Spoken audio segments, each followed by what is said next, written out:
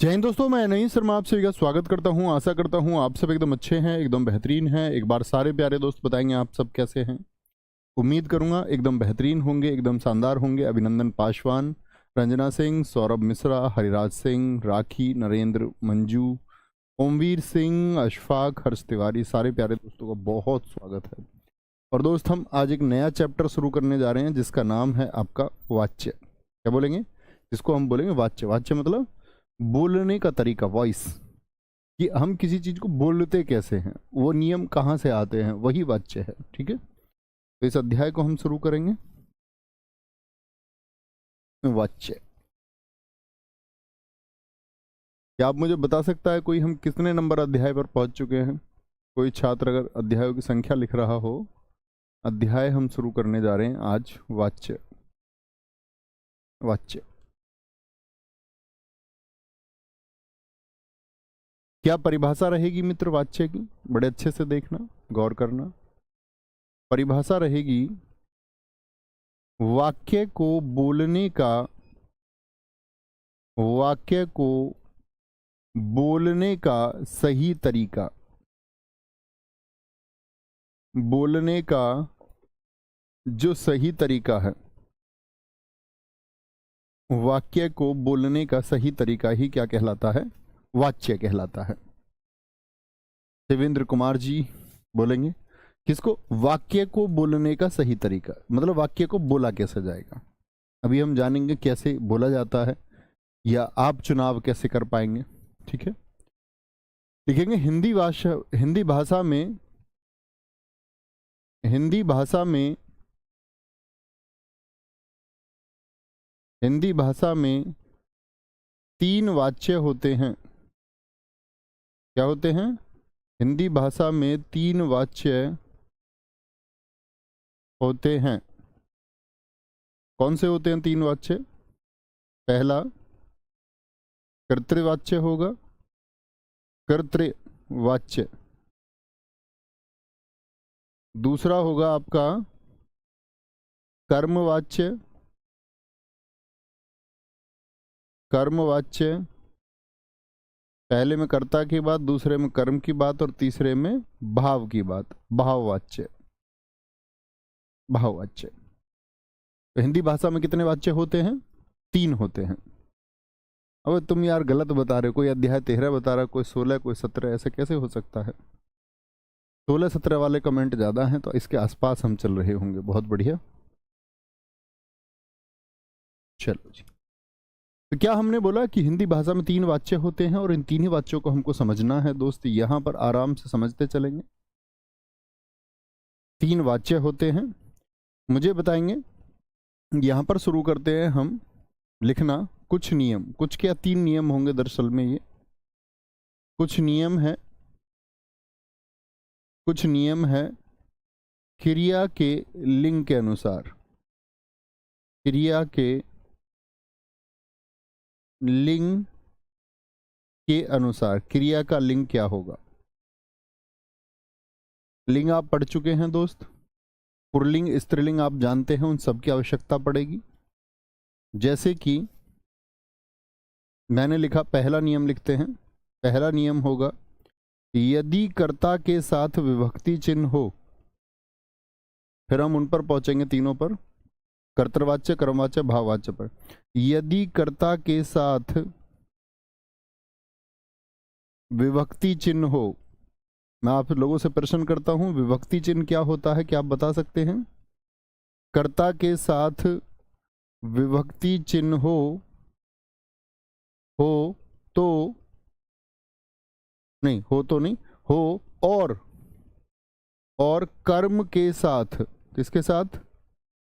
कर्म के साथ विभक्ति चिन्ह ना हो, और कर्म के साथ एक प्रश्न आना दोस्त तय है। बहुत छोटा सा चैप्टर है, बहुत छोटा सा। इन तीन नियमों पर यह चैप्टर हो जाएगा आपका। यदि कर्ता के साथ विभक्ति चिन्ह हो और कर्म के साथ विभक्ति चिन्ह ना हो, पहली कंडीशन, तो क्रिया का लिंग, क्या बोलोगे? क्रिया का लिंग लिंग कर्म के अनुसार होगा।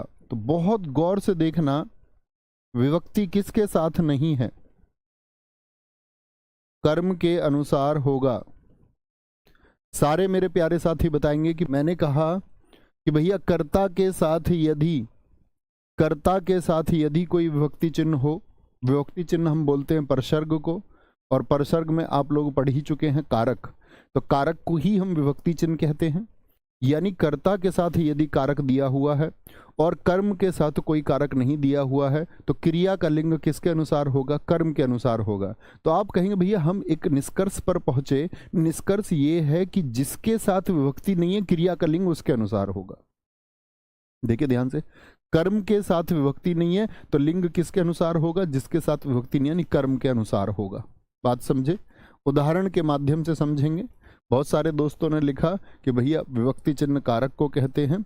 इसमें एक वाक्य आता है, जैसे कि उदाहरण देखेंगे कि सोहन ने दूध पिया, और मैं आपसे भी उम्मीद करूंगा आप सारे दोस्त भी ऐसे कुछ उदाहरण लिखेंगे जिसमें कर्ता के साथ विभक्ति हो, कर्ता के साथ विभक्ति हो और कर्म के साथ विभक्ति ना हो। मित्र जरा ध्यान से देखेंगे, कर्ता क्या है वाक्य में, कर्ता बताएंगे क्या है, तो आप कहेंगे भैया जी कर्ता जो है वो सोहन है, कोई दिक्कत। दूध क्या है, इतना आप जानते होंगे, दूध कर्म है। तो मित्र कर्ता के साथ तो विभक्ति है, यानी ये क्या है, ये एक कारक है, कारक है नहीं, एक विभक्ति है, या परसर्ग हम इसको कह सकते हैं, कारक बोल सकते हैं इसको, इसको दोस्त हम विभक्ति कह सकते हैं, इसको हम परसर्ग भी कह सकते हैं, परसर्ग भी कह सकते हैं, ठीक है। और क्रिया कहाँ पर है वाक्य में, ये आपको बताना है, क्रिया बताएंगे। तो आप क्या बोलोगे, भैया ये क्रिया है, क्या है, ये क्रिया है, ये क्रिया है। इतनी बात समझे दोस्त, कोई दिक्कत, कोई परेशानी? तो मुझे बताइए, यदि कर्ता के साथ लिंग है, कर्ता के साथ, सॉरी, कर्ता के साथ यदि कारक का प्रयोग हुआ है और कर्म के साथ कारक कोई है यहाँ पर, यस और नो, आप कहेंगे नहीं है जी, तो क्रिया का जो लिंग है वो किसके अनुसार होगा, क्रिया का जो लिंग है वो किसके अनुसार होगा, कर्म के। मुझे बताइए दूध स्त्रीलिंग है कि पुल्लिंग है? सारे दोस्त ये तो हम जान गए कि क्रिया का लिंग दूध के अनुसार होगा। तो आप कहेंगे भैया दूध स्त्रीलिंग है कि पुल्लिंग है, तो सारे दोस्त कहेंगे कि पुल्लिंग है। कहोगे भैया या नहीं, पुल्लिंग है, सही बात है मेरी। तो अगर कर्म पुल्लिंग है तो क्रिया क्या, पिया, तो ये क्रिया भी क्या है, पुल्लिंग ही है, यानी वाक्य एकदम से सही हो गया। लेकिन इसी वाक्य को मैं लिख देता, सोहन ने चाय पिया। देखेंगे जरा ध्यान से, मैं यहां पर दूसरा वाक्य लिखने जा रहा हूं दोस्त, सोहन ने चाय पिया, सोहन ने चाय पिया। क्या ये वाक्य सही है, यस और नो? हाँ या ना में सारे दोस्त उत्तर देंगे कि ये जो मित्र वाक्य है क्या ये सही है, ये शुद्ध है, क्या ये वाक्य सही है? तो आप कहेंगे भैया ये हम पहचान लेते हैं पहले कि यहां पर कर्ता के साथ में क्या है, एक विभक्ति है, कर्म के साथ में विभक्ति नहीं है, क्रिया का जो लिंग होगा वो कर्म के अनुसार होगा, और कर्म ये तो क्या हो गया, ये कर्ता हो गया भाई, सोहन चाय पीता, कर्ता ये हो गया, और ये क्या हो गया, ये कर्म हो गया, ये कर्म है, और ये क्या है, ये क्रिया है, ये क्रिया है। अब देखेंगे कर्म का लिंग क्या है, तो कर्म स्त्रीलिंग है, चाय स्त्रीलिंग होगा, ये हमने पढ़ा था लिंग में। अब अगर यदि चाय स्त्रीलिंग है तो हमने बताया कि क्रिया का लिंग जो होगा वो कर्म के अनुसार होगा। यहाँ क्रिया क्या थी, यहाँ क्रिया पुल्लिंग थी, तो क्या ऐसा संभव हो सकता है कि क्रिया पुल्लिंग हो जाए? आप कहेंगे नहीं जी, ये गलत हो जाएगा।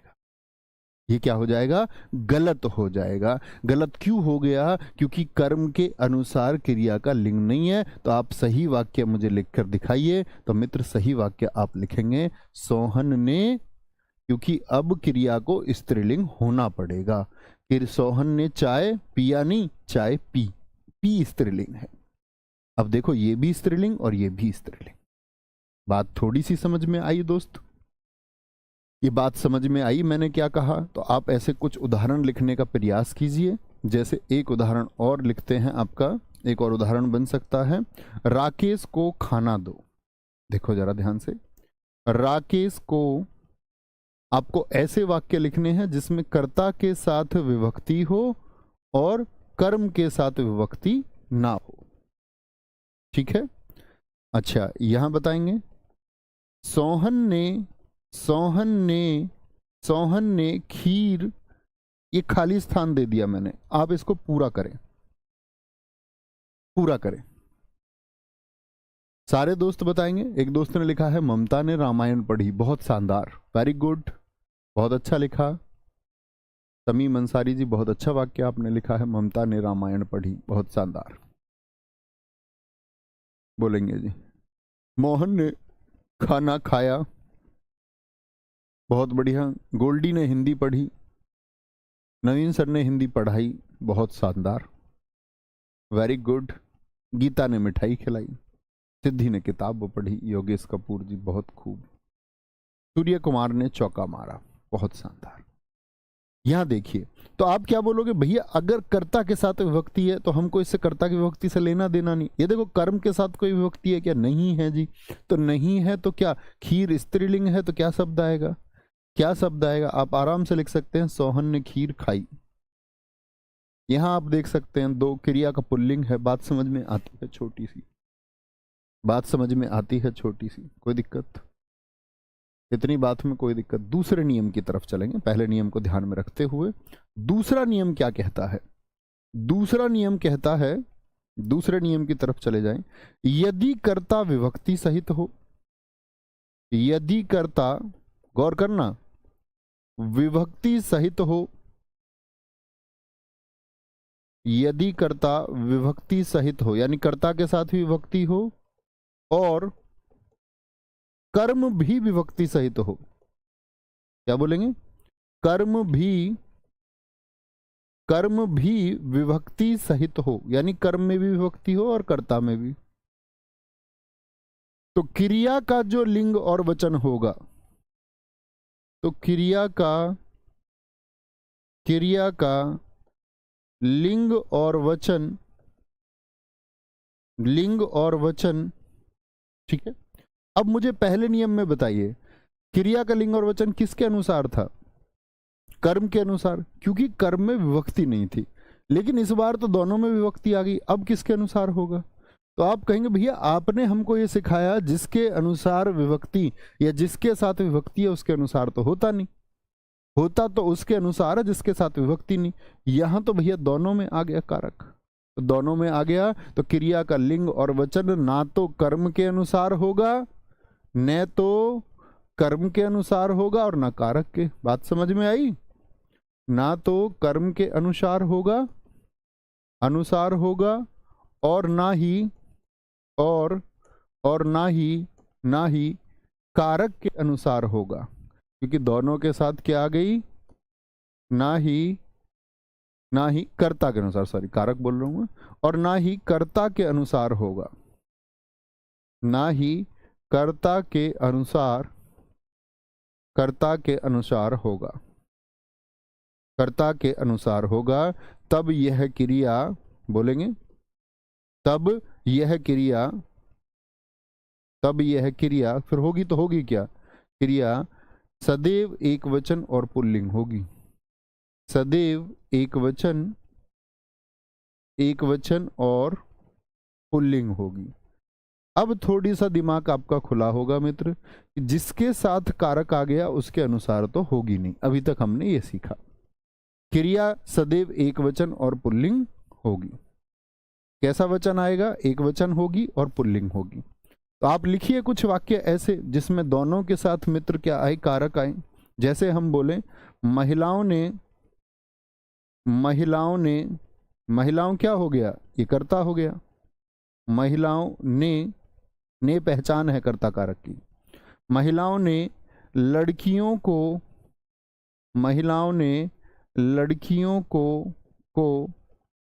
पीटा। क्या ये सही है? यस और नो।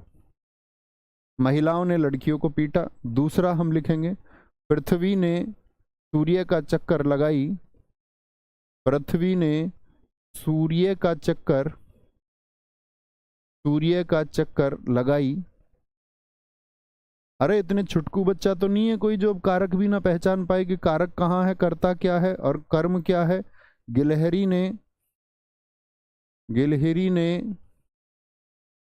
ने बादाम को काटा, बादाम को काटा, गिलहरी ने बादाम को काटा।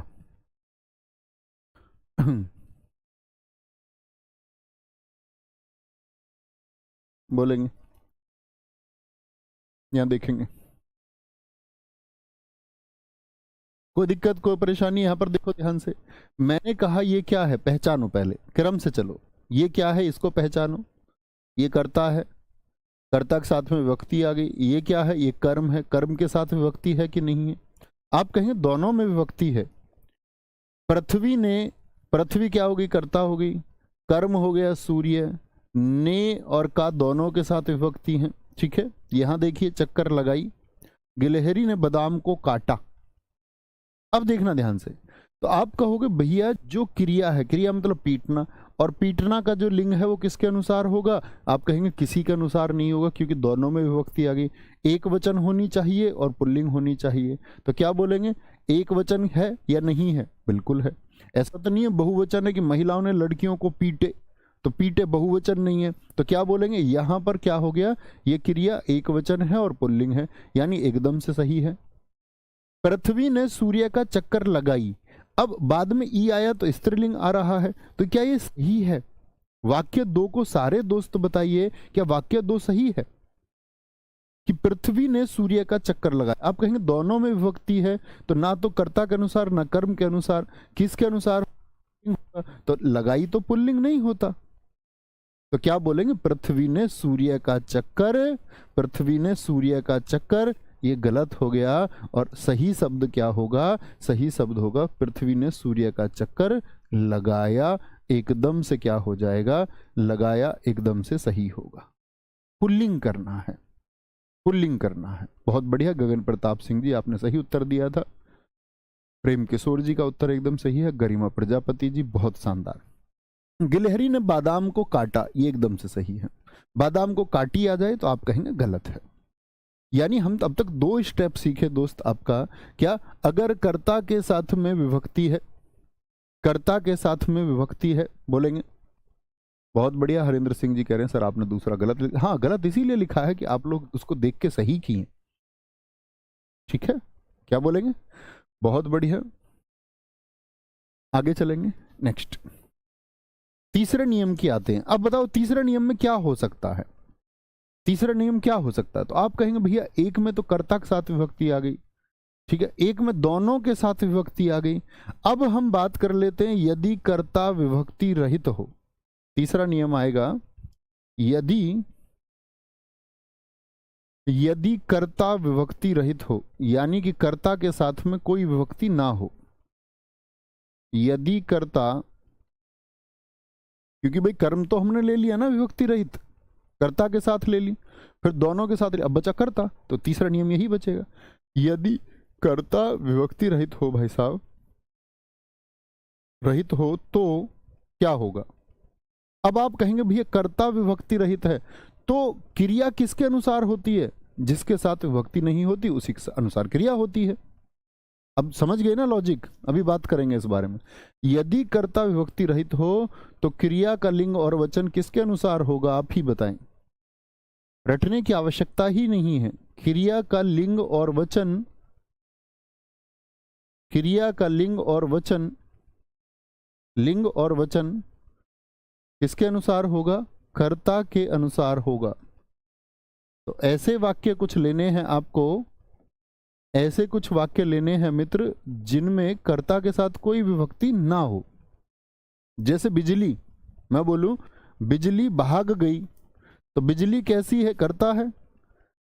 बिजली, या मैं बोल दूं बिजली भाग गया, तो क्या ये वाक्य सही है? बिजली भाग गया, बताएं आप ही, बिजली भाग गया सही होगा क्या? मैं बोल दूं सूर्य चमक रही है, सूर्य चमक रही है, ये सही होगा क्या? या तीसरा वाक्य मैं बोल दूं, अभी नोट मत करना भैया कोई भी, लाइट जल रहा है, ये सही होगा क्या? लाइट जल रहा है, क्या ये सही होगा? आप ही बताइए, फटाफट से उत्तर बताएंगे। तो आप कहेंगे भैया कर्ता कौन है? कर्ता यानी कि बिजली काम कर रही है, सूर्य करता है और लाइट करता है। ठीक है, कर्ता के साथ विभक्ति रहित हो तो कर्ता के साथ कोई कारक तो नहीं है मित्र, देखो जरा ध्यान से, कर्ता के साथ कोई कारक तो नहीं है, बोलेंगे आराम से, कोई दिक्कत?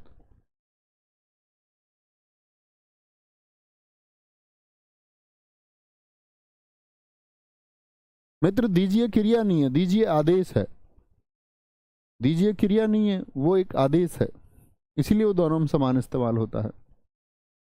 तो किसके अनुसार होगा? क्रिया का लिंग और वचन। तो क्रिया क्या है? भाग गया, या क्रिया का लिंग और वचन कर्ता के अनुसार। तो बिजली क्या है जरा पहचाने, तो आप कहेंगे बिजली स्त्रीलिंग है, बिजली स्त्रीलिंग है तो क्रिया इसके अनुसार होगी। सूर्य क्या है? सूर्य पुल्लिंग है, सूर्य पुल्लिंग है तो क्रिया इसके अनुसार होगी। लाइट क्या है? लाइट स्त्रीलिंग है, लाइट स्त्रीलिंग है तो क्रिया इसके अनुसार होगी।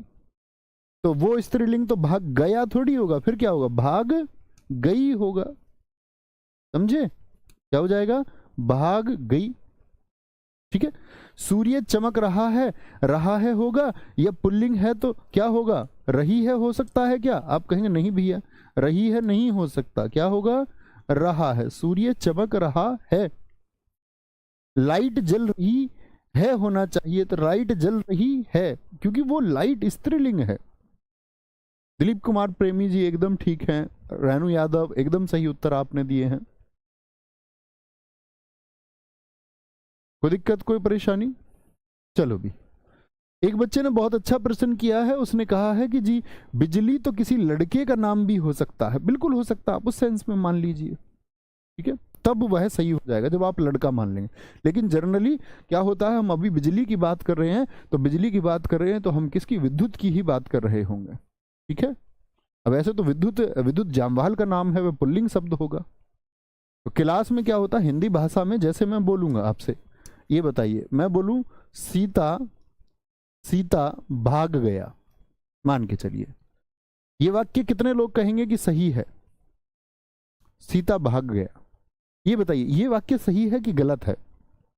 तो आप कहेंगे भैया सीता भाग गया एकदम से सही है, क्योंकि सीता से क्या होता है कि कभी भी मैंने बताया नाम जो है ना, नाम लिंग का निर्धारण नहीं कर सकता, नाम किसी भी लिंग का निर्धारण नहीं करेगा। बहुत अच्छा आपने लिखा है, नाम किसी भी लिंग का निर्धारण नहीं करता।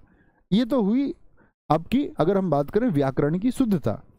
अदरवाइज अगर हम उदाहरण लिख रहे हैं कभी और मैं बोल दूं कि सीता जाती है, तो सीता को हम स्त्रीलिंग यदि मान रहे हैं तो वो सिर्फ सिखाने का एक भाव है कि हम इसको सीता को स्त्रीलिंग माने, शुद्ध एकदम नहीं है।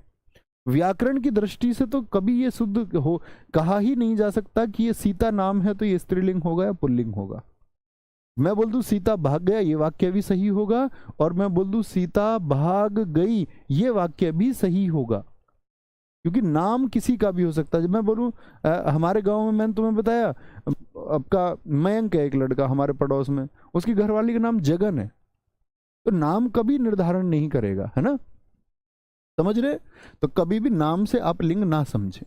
बहुत अच्छा प्रश्न आपने किया था कि बिजली जरूरी नहीं है कि स्त्रीलिंग हो, पुल्लिंग हो सकता है, लेकिन हम सिखाने के भाव से कह रहे हैं कि बिजली को आप स्त्रीलिंग मान के चलिए, ठीक है, पुल्लिंग भी मानेंगे तब भी कोई दिक्कत नहीं है।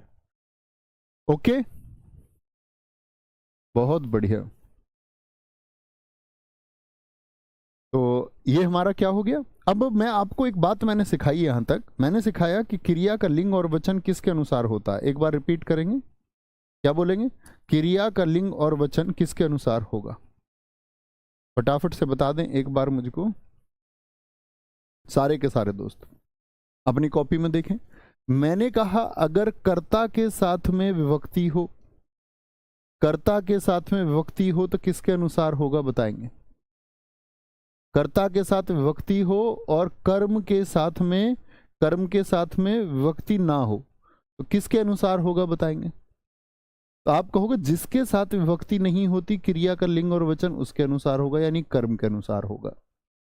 फिर मैंने आपको बताया कि कर्ता के साथ में यदि मित्र विभक्ति हो, कर्ता के साथ में यदि विभक्ति हो, और भाई साहब कर्म के साथ में भी यदि विभक्ति हो, तो अब आप कहेंगे भैया अब तो बड़ी दिक्कत आ गई, दोनों के साथ विभक्ति आ गई। तो क्रिया क्या बताई मैंने आपको, सदैव क्या होगी, एक वचन और पुल्लिंग होगी। क्रिया का वचन अकेला होगा, बहुवचन नहीं करेंगे, एक वचन के साथ में क्या होगी, पुल्लिंग होगी। ठीक है। अच्छा, तीसरी बात करते हैं, कर्ता के साथ में विभक्ति ना हो, यदि कर्ता के साथ में विभक्ति ना हो, और अगर हम बात करें आपका तब किसके अनुसार, तब किसके अनुसार क्या होगा आपका, तब कर्ता के अनुसार। तो आप एक छोटी सी बात समझे होंगे कि जिसके साथ विभक्ति नहीं होती उसी के अनुसार क्रिया का लिंग होता है। ये बात समझ में आई दोस्त? इतनी छोटी सी बात मित्र आप समझ पाए होंगे। कोई दिक्कत, कोई परेशानी इतनी बात सीखने में?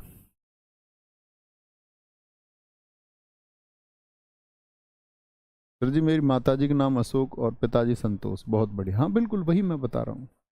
नहीं, हिंदी भाषा कहती भी नहीं कि नाम देख के आप क्रिया बता दें उसकी कि ये क्रिया कौन सी है। सर मेरे पड़ोस में एक भैया का नाम संजू है, तो संजू नाम क्या होता है? संजू लड़के का ही नाम होता है, लड़की का भी होता है क्या संजू नाम? हो सकता है। ठीक है, कोई दिक्कत?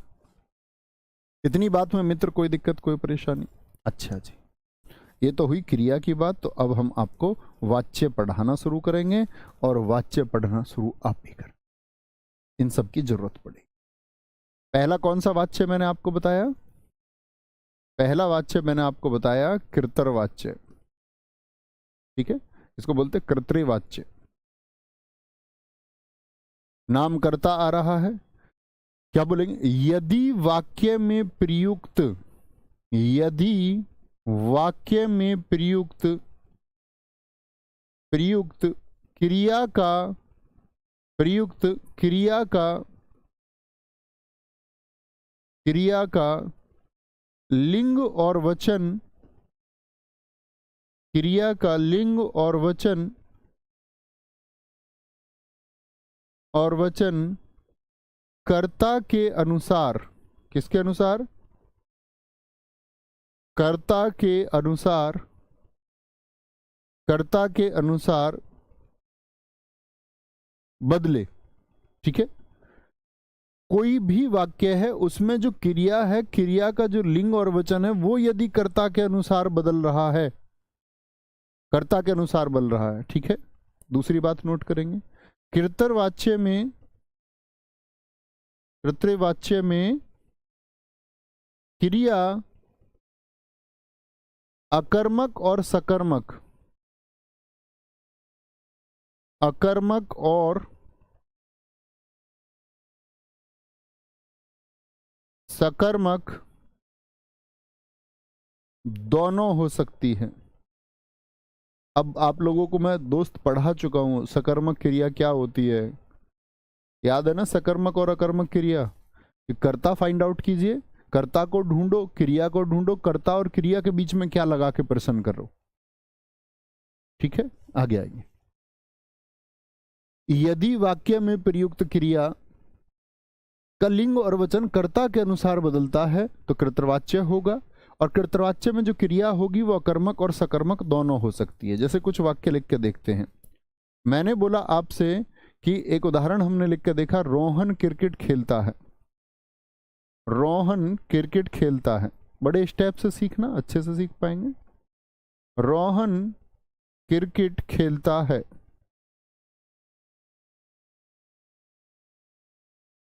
देखना जरा ध्यान से, इस वाक्य पर फोकस कीजिए।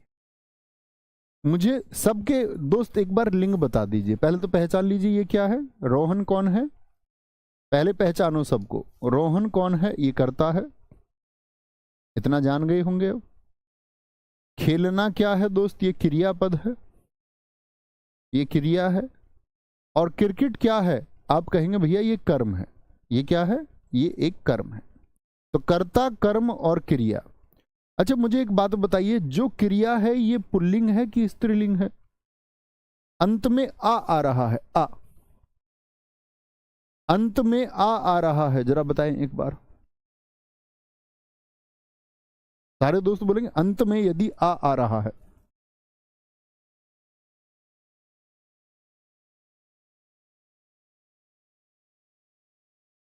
बोलेंगे भी फटाफट से। अनूप सिंह जी बहुत अच्छे, बहुत शानदार, बात को समझे।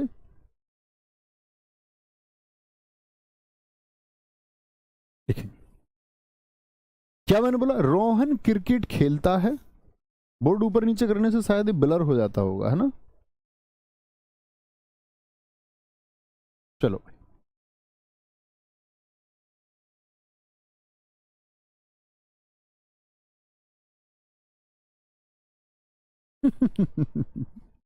रोहन क्रिकेट खेलता है, तो मुझे बताए क्रिया का जो लिंग होगा वह क्या होगा। सारे दोस्तों ने कहा पुल्लिंग होगा, इस बात में तो किसी कोई दिक्कत नहीं।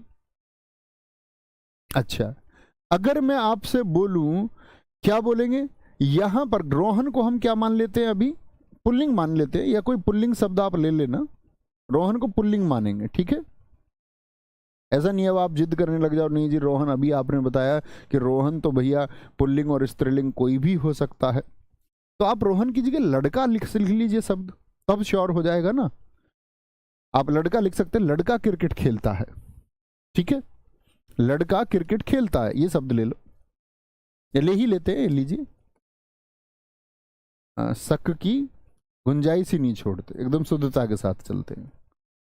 अदरवाइज नाम लिखा करे उदाहरण में तो उसको मान लिया करो। क्या बोलेंगे, लड़का क्रिकेट खेलता है, अब भी करता यही है। अच्छा मुझे बताइए कि अभी जो क्रिया का लिंग है वो किसके अनुसार है। क्रिया का लिंग सारे दोस्तों ने बताया पुल्लिंग है।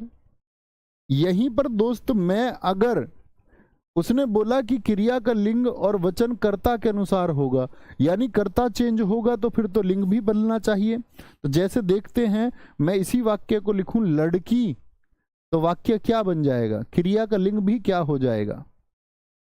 तो सबसे पहले आपको क्रिया का लिंग पहचानना है, क्रिया का लिंग पहचानना है, और फिर क्या करना है आपको, क्रिया का लिंग पहचान के उसमें कर्ता को बदल के देख लेना है, यानी कर्ता का लिंग बदल के देख लीजिए।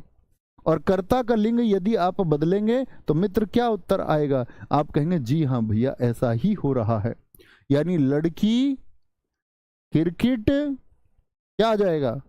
अब क्रिया कैसी हो गई देखना जरा, खेलती है, ये क्यों बदल गई क्रिया, तो आप कहेंगे भैया ये स्त्रीलिंग क्यों हो गई, क्योंकि किसके अनुसार बदल रही है, कर्ता के अनुसार इसमें परिवर्तन हुआ है। चूंकि कर्ता स्त्रीलिंग हो चुका है, कर्ता स्त्रीलिंग हो चुका है, इसलिए क्रिया भी मित्र क्या हो चुकी है, स्त्रीलिंग हो चुकी है। कोई दिक्कत, कोई परेशानी, बोलो जी। इस बात में किसी को कोई दिक्कत कोई परेशानी, बोले एक बार। एक और वाक्य मैं आपको लिखता हूं, जैसे देखना, का खा गा, गा लिखते हैं एक वाक्य। मैंने लिखा स्त्रियां बाजार में घूम रही हैं, बाजार में घूमती हैं, ऐसे लिख लेते हैं जिसमें स्त्रीलिंग साफ हो। भैया क्या बोलोगे, क्रिया का लिंग पहचानिए जरा क्या है, तो आप कहेंगे भैया क्रिया का लिंग हो गया स्त्रीलिंग। क्यों जी, किसके अनुसार है, कर्ता के अनुसार है, कर्म के अनुसार नहीं है। कर्म तो क्या है, कर्म तो बाजार है, तो बाजार के अनुसार नहीं है। तो स्त्रियां बाजार में घूमती हैं, क्या सच में ये कर्ता के अनुसार है, तो कर्ता का लिंग बदल के देखिए, तो कर्ता का लिंग अभी क्या है, स्त्रीलिंग है, तो कर्ता को पुल्लिंग बना के एक वाक्य लिख के दिखाओ।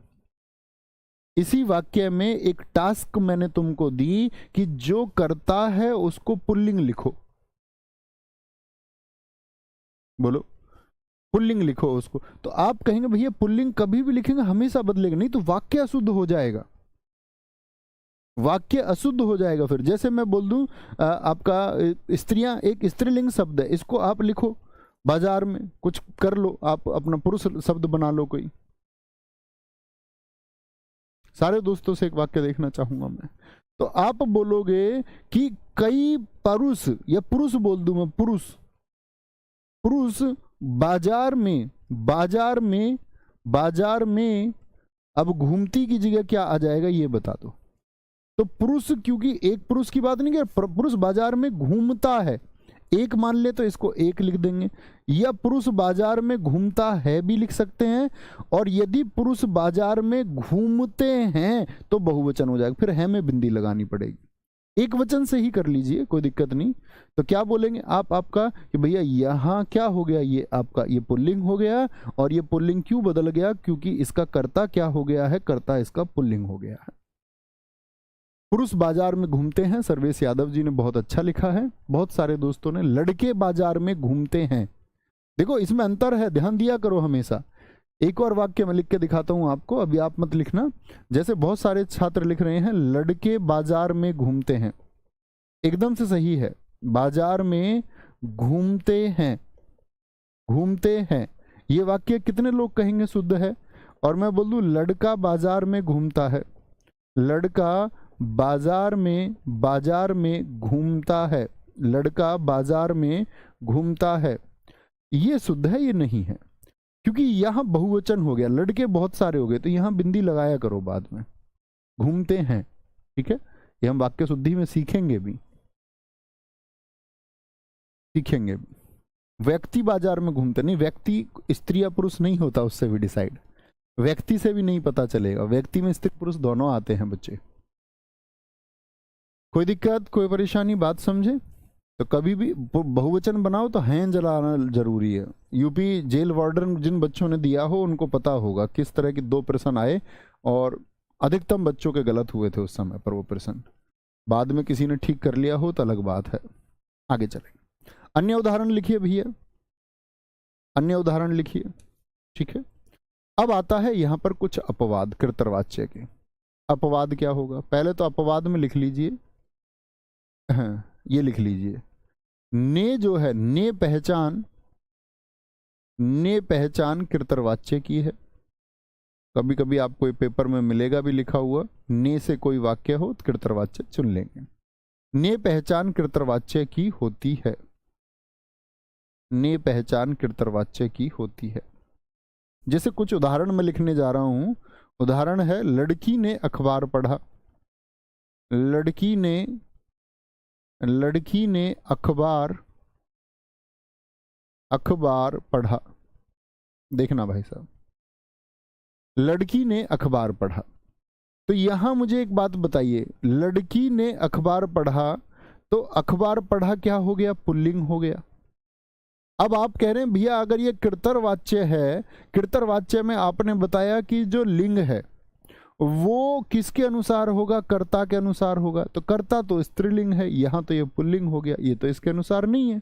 इसके अनुसार तो ये होना चाहिए लड़की ने अखबार पढ़ी, तो कर्ता के अनुसार तो नहीं हो रहा। तो यहां पर याद रख लो दोस्त, आपका कर्ता के साथ यदि विभक्ति हो, कौन सा नियम लगेगा, कर्ता के साथ यदि विभक्ति हो और कर्म के साथ विभक्ति ना हो, तो क्रिया का लिंग किसके अनुसार होगा, कर्म के अनुसार होगा। ये मैंने आपको बताया था, समझे बात को।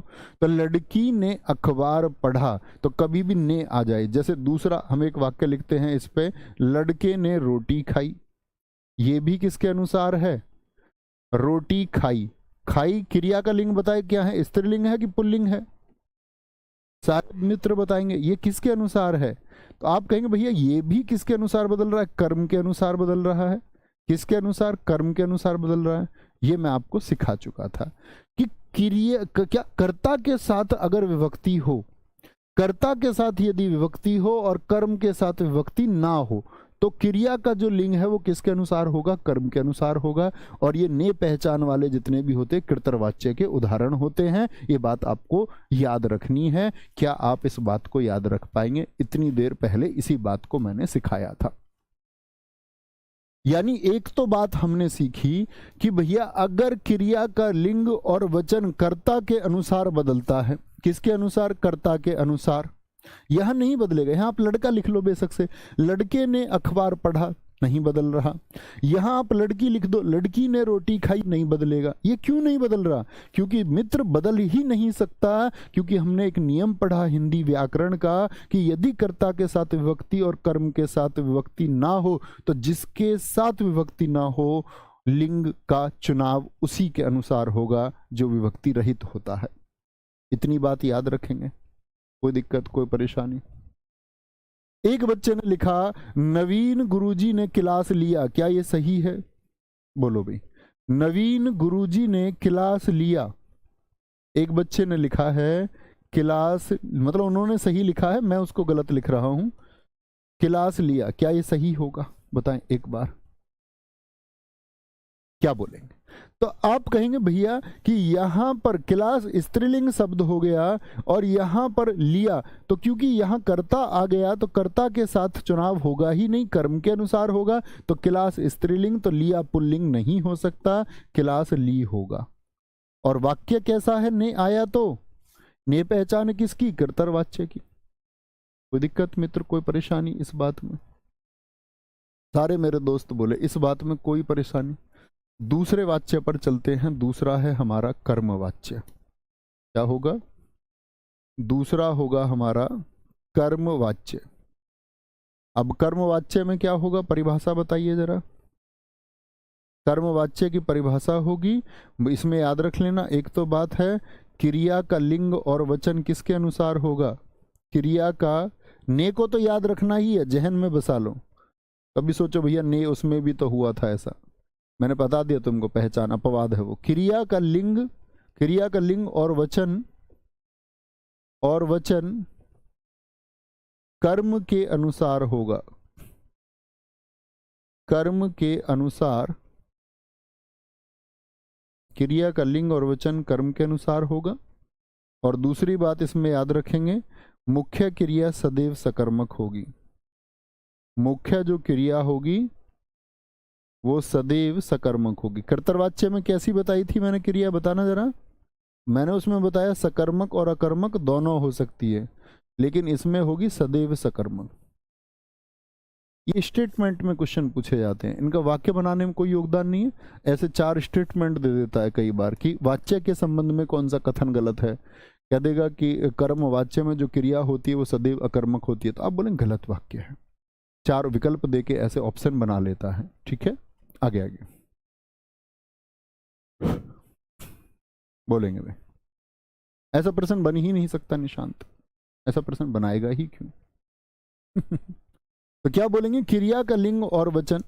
एग्जामिनर भी तो शुद्धि का प्रश्न बनाएगा।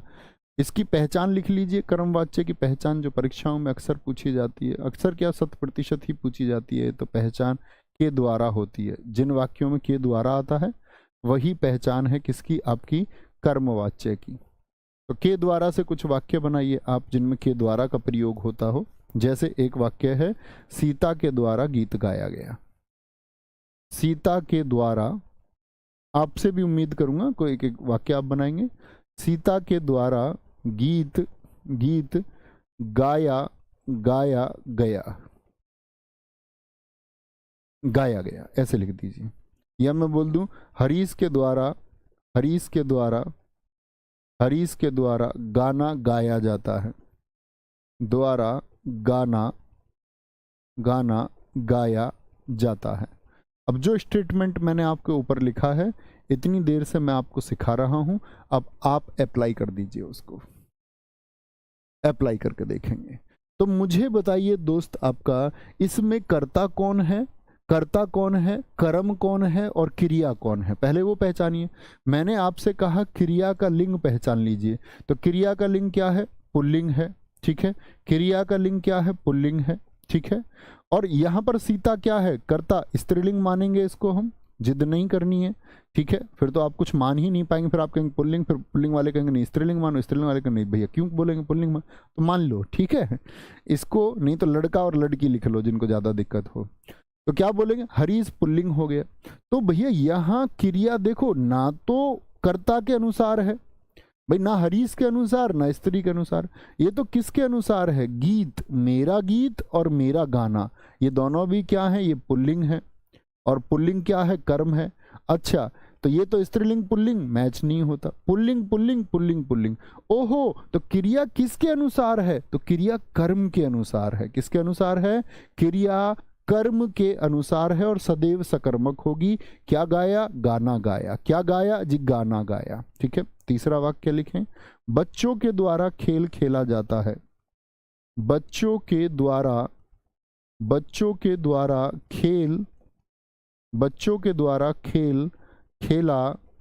खेल खेला जाता है। बच्चों के द्वारा खेल खेला जाता है। ठीक है, बच्चों के द्वारा खेल खेला जाता है बोलेंगे। बहुत अच्छा लिखा है जूली देवी जी, वेरी गुड। श्याम के द्वारा बंसी बजाई गई। श्याम के द्वारा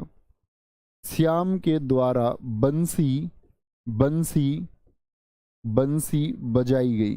ठीक है, बंसी बजाई गई। ठीक है, गई। आगे बात करेंगे। एक है आपका मेरे पिताजी के द्वारा बच्चे पढ़ाए गए।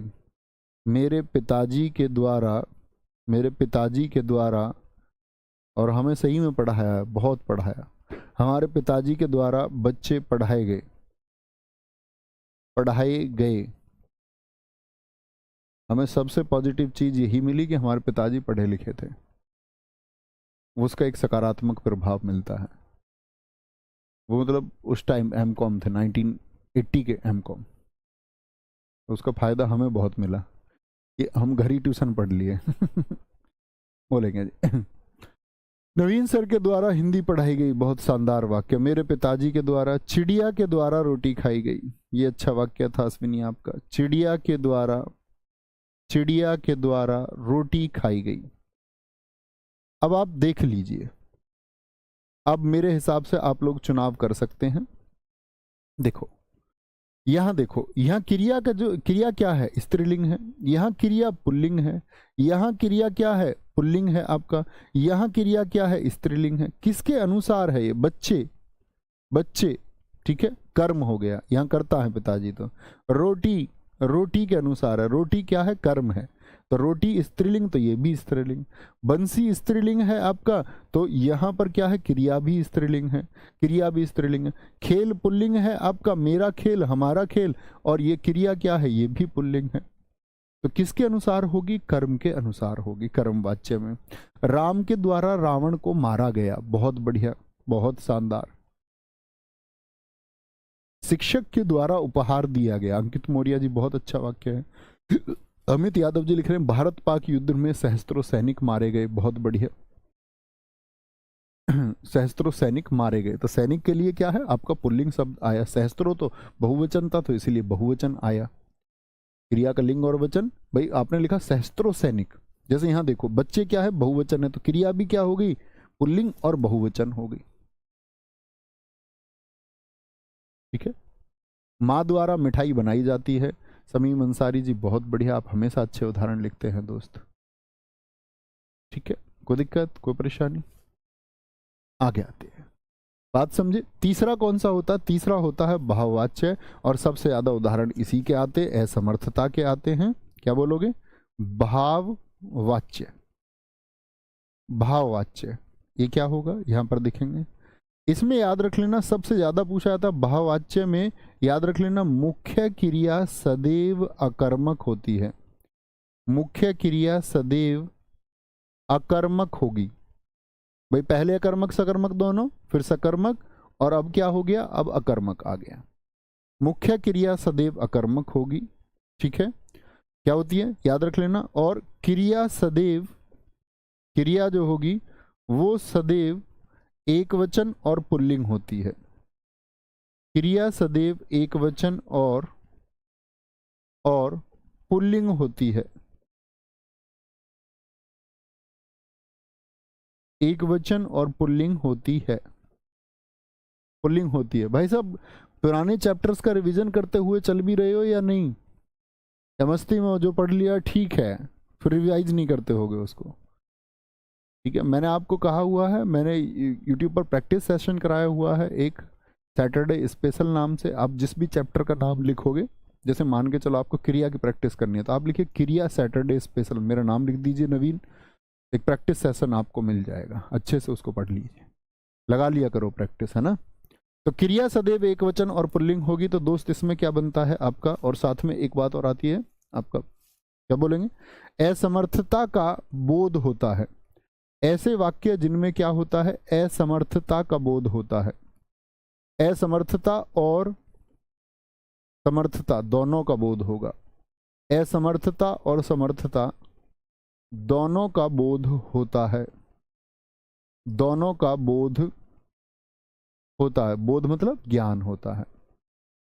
तो मित्र जरा देखना, असमर्थता का बोध कैसे? जैसे कुछ वाक्य हम लेते हैं इसमें। मैं बोल दूं रमेश से बोला नहीं जाता, तो ये असमर्थता है कि नहीं है? हाँ या ना? रमेश से क्रिया आप देख ही सकते हैं, हमेशा एक वचन रहेगी और पुल्लिंग होगी। रमेश से बोला नहीं जाता, नहीं जाता, ठीक है। आप देखोगे यहाँ आप बोलोगे भैया ये तो कर्ता हो गया, कर्ता के साथ विभक्ति भी आ गई, लेकिन यहाँ कर्म नहीं है, ठीक है। कोई कर्म नहीं है, यहाँ सीधे सीधे क्रिया आई है, ठीक है। तो क्या बोलोगे? क्रिया सदैव क्या हो जाएगी आपका? क्रिया सदैव क्या होगी? एक वचन और पुल्लिंग होगी, एक वचन और पुल्लिंग हो जाएगी। असमर्था और समर्था दोनों का बोध होगा, ठीक है। अब बताओ मुझे, क्रिया अकर्मक भी है कि नहीं है? बोला नहीं जाता, तो मुख्य क्रिया कौन सी है? बोलना। तो बोलना कैसी है? क्या बोला? बोलो भी फटाफट से। दूसरा देखें, आपका दूसरा होता है अगर हम बात करें, सविता से खाया नहीं जाता। सविता से क्या बोलेंगे? सविता से खाया नहीं जाता, खाया नहीं जाता, ये तो असमर्थता हुई। ये तो क्या होगी? असमर्थता वाले वाक्य हो गई। आप भी लिखें असमर्थता वाले, लेकिन समर्थता भी हो सकती है। चलो अब चला जाए, अब समर्थता की बात कर रहे हैं। चलो अब चला जाए कि चलते उठ के, समर्थता आ गई, एक समर्था आ गई। चलो घूमने चला जाए, क्या बोले? चलो घूमने चला जाए, चला जाए, ऐसे कि भाई कहीं जाने की अगर बात हो, ठीक है। जैसे रमेश से बोला नहीं जाता, इसको हम समर्थता में ऐसे भी बोल सकते हैं। रमेश से बोला जाता है, रमेश से बोला जाता है, रमेश से बोला जाता है, सॉरी, रमेश से बोला जाता है। इसी को हम ऐसे लिख सकते हैं, सविता से खाया जाता है। सविता से खाया नहीं जाता, ये लिखा ना, सविता से खाया जाता है। तो आप समझ सकते हैं कि खाया नहीं जाता और खाया जाता दोनों आएंगे, समर्थता भी और असमर्थता भी। ये असमर्थता और समर्थता दोनों किसके होते हैं? भाववाच्य के होते हैं। जैसे कन्हैया कश्यप जी ने लिखा, मोहन से लिखा नहीं जाता, मोहन से चला नहीं जाता। बहुत बढ़िया।